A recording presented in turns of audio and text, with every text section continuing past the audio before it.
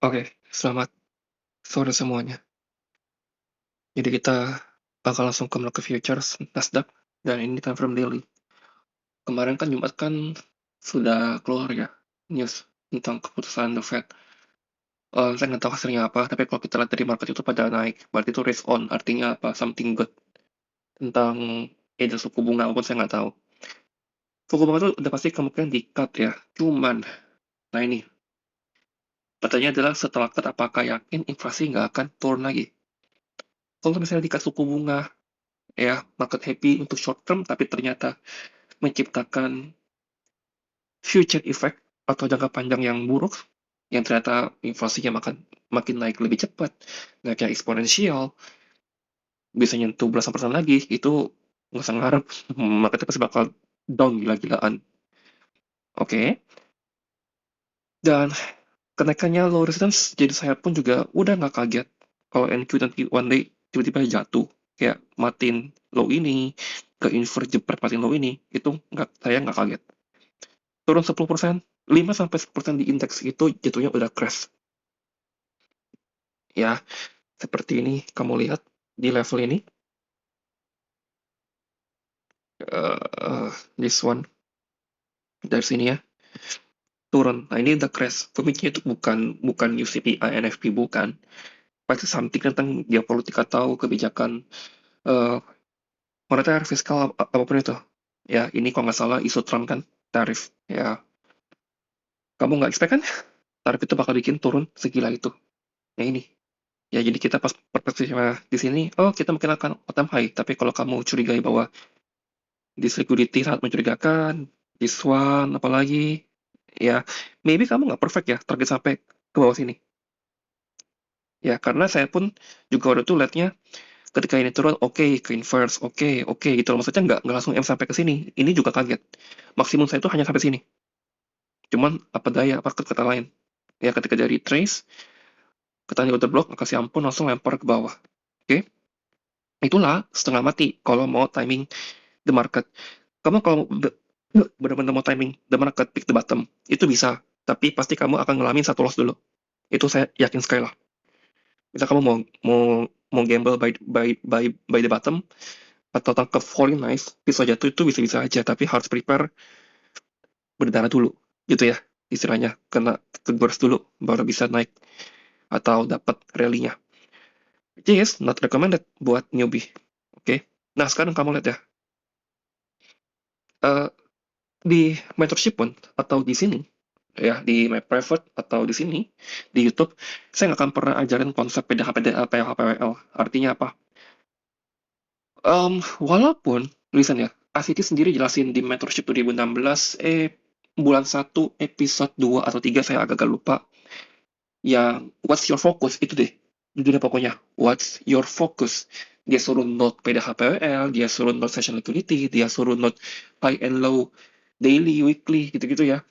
Mmm, Dia suruh note itu untuk kamu doang awal belajar, tapi seiring waktu jalan, kamu nggak perlu lakuin itu. Kenapa? Karena Michael sendiri nggak pernah lakuin. Kamu lihat di Mentorship 2024, 2025, apakah dia pernah marking daily week session, sorry, ku session, eee, PDH, PWL, PDH, PDL, PH, PWL, nggak pernah. Contoh type reading dia, live execution-nya, nggak ada. Mentorship 2025 apalagi nggak ada. Semua malah model-model baru, model pre-session, model Phantom, ini itu. Yang which is menurut tuh kita pakai. Dan saya nggak pakai sama sekali, nggak ada. Open Trends 730 atau 30 saya nggak pakai, padahal dia ada ajarin. Saya cuma ajarin 930. Kenapa? Ya karena itu yang dia pakai. Oke, nah jadi ya kayak misalnya kamu baru belajar, oh sweep PDH, bakal ke PDL, no. PDH, PDL, no. PDH, PDL, this works. PDH, nope. PDH, PDL, nope. Ya, nope, nope. Ya, jadi di situ tuh udah menginterpretasikan it doesn't work like that, the market. It will deliver efficiently ke low itu, high and low, every high low in the market, tapi not in one day, not in 1 weeks. Nggak langsung ke deliver. Ya, contoh kalau misalnya ada nggak dari kalian yang expect ini turun dulu, sweep, baru naik ke atas.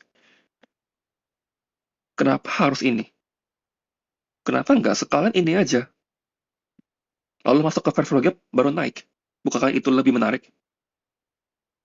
Kenapa kamu mengharapkan harga itu cukup sweep ini, lalu rally ke atas? Bukannya itu menjadi engineering liquidity. Gimana kalau misalnya harga sweep benar naik dikit, lalu banting ke bawah? Ayo, kelihatan ya perspektif cara pikirnya. Itu cara pikir liquidity sama inefisiensi. It's complex, ya, tapi it's logic. Jadi ketika seperti ini, yang saya udah bilang dari kemarin, mungkin kamu kebantai sehari, 2 hari. It's okay. Ketika ini udah ke inverse, ya, oleh candle ini, maka optionnya adalah apakah dia retrace ke sini lalu jatuh, atau mau di retrace ke sini lalu jatuh. Sekarang pertanyaannya adalah, apakah sell is the buy options? No, because it can retrace higher, baru jatuh. Nangkap gak? Mungkin ketika ini ke inverse, ya, oke, oleh candle ini, dari sini, kamu nge-sell, oke, masih bisa. Or even kamu pakai H4, seperti ini, ya, kamu M-sell, contoh misalnya dari FVG ini, kalau ikut ini, oke, masih bisa, even in kondisi bullish. Ya, ini retrace, bikin equal low, FVG, kamu bisa sell lagi. Tapi ketika udah sampai extremely discount, dan udah sweep, ya, ERL-nya, ini udah susah. Ini ERL minor ya.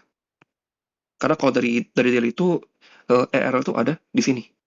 It's hard. Ketika udah sweep ERL minor, is hard. Really, really hard.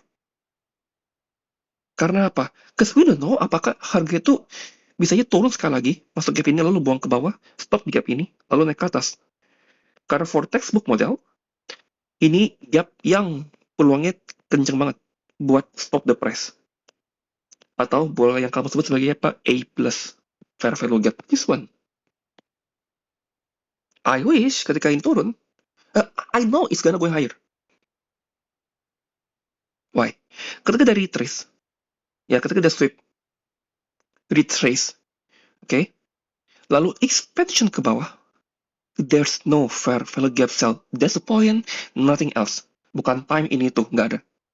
I know ini bakal gue higher, karena ini turunnya udah low resistance, jadi it's gonna reach for our inefficiency, also daily inefficiency. Titik. Nggak akan all time high. Titik. Lihat, kamu udah menentukan barisannya, jadi harga bakal naik, tidak akan ATH, titik. No, nothing, nggak akan.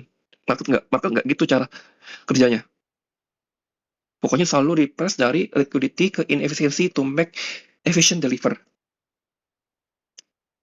Ya, jadi saya menunggu apakah harga bakal turun sekali lagi, rally ke atas, ya, atau ya ditinggal aja seperti ini. Maka harus wait. Mungkin di fase ini kamu kena stop loss banyak, itu wajar. Wajar, saya pun kena. 2-3 kali kena. Tapi ketika this candle udah confirm, ya, ketika dia turun, ya, close, open, turun, masuk order block, see, nggak butuh fair value gap, close begini, creating equal high, that's the time. See, relative equal high,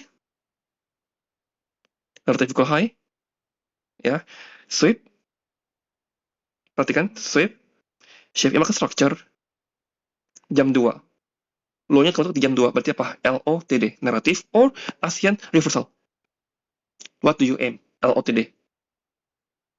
Casino kita ke reach H4 sebagai draw on liquidity. Apakah ketika ini display ada fair value gap, there is long. Titik. Stop loss sini, TP di atas. That's udah satu modal buat kamu entry. Oke? Dari H1, kamu lihat ini cuma ada satu gap kan? Berarti ini classify sebagai apa? Breakaway gap. Lihat ya, saya bakal ajarin cara kamu pick fair value gap di dalam banyak fair value gap.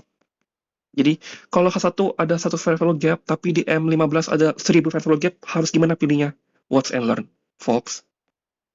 This adalah H1 fair value gap. Di dalam M15 kita punya 1, 2, 3. EVG di RTF ini, M15, yang terbentuk di bawah HTF-nya, which is H1, itu sudah pasti 90% nggak akan diisi.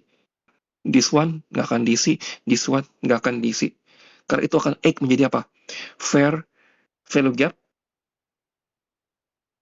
breakaway gap. Dia akan terklasifikasi menjadi breakaway gap. Apalagi, ya, kalau kamu lihat ke H1, itu kan tidak ada sell side ya. Kalau kamu lihat secara visual di atas gap ini kan nggak ada sell side ya. Tapi kalau kamu ke M15, ke M5, jika ada, ya udah, you trust that H1 fair value gap. Karena retail kamar itu sebagai pola apa? Mungkin head and shoulder, ya, atau double top untuk mereka nge-sell. Tapi itu hanya untuk turun, in security, sell stop, masuk, ya, matiin dua low ini, lalu rally ke atas. Ketika kamu menggunakan M15, kamu boleh long di sini, SL kamu cukup di bawah sini. Because you know, ini adalah order flow-nya dan kita nggak mungkin trade balik ke bawah ini. Pertimbangannya untuk SL di bawah sini adalah karena ini 930, bisa aja harga turun sekali lagi. Week kayak begini lalu rally up ke atas. Kenapa? 1 jam setelah itu akan ada news gede. Titik. Oke, kita langsung ke makro. Jadi itu udah kejawab ya. Gimana cara pilih fair value gap. Oke. Gimana kalau saya kebalik? HTF yang ada banyak. H1 ada 2 gap. M15 hanya ada 1 gap. Ya, kamu ambil aja 1 gap M15 itu, terus lihat lebih dekat ke gap H1 yang pertama atau yang kedua. That's the answer. Ya, pokoknya selalu prioritas gap pertama yang dibentuk. Premium diskon itu belakangan. Itu unsur belakangan. Karena ada unsur time dulu sebelum apa namanya premium dan diskon. Yang satu, sweep, shipping mark structure, expansion, down, akumulasi, manipulasi before news, saat makro, breakaway gap. Kamu mau pakai inverse ini untuk buy? Silakan. SL di posisi ini, TP di atas. Ini adalah Judah swing. Akumulasi, manipulasi. Karena ada fake run yang tiba-tiba ke bawah. Kenapa kamu trust ini adalah Judas? Adalah manipulasi. Karena base kamu ke atas. Why? LOTD. Hampat udah kamu beli down semua. Jadi ini ciri-cirinya manipulasi sebelum news. Impulsive downness. Item. Berapa banyak? Dari 50. Strike 8 candle. Apa yang di retail? Double top. Clear double top. Sell. Ini full item. Lihat the different. Makanya jangan takut dengan candle. Jangan kejar candle. Dia turun kemana sih? Oh, inefisiensi. Ya, kalau kamu ukur 50% dari sini, there you go. Stop perfectly. Ini hitungannya juga perfect delivery ya. Lalu langsung rally up ke atas. Seperti itu. Dan kamu tahu harga tidak akan all time high. Jadi kamu close aja di sini. Karena dari sini ke atas itu udah pasti sideways. Oke?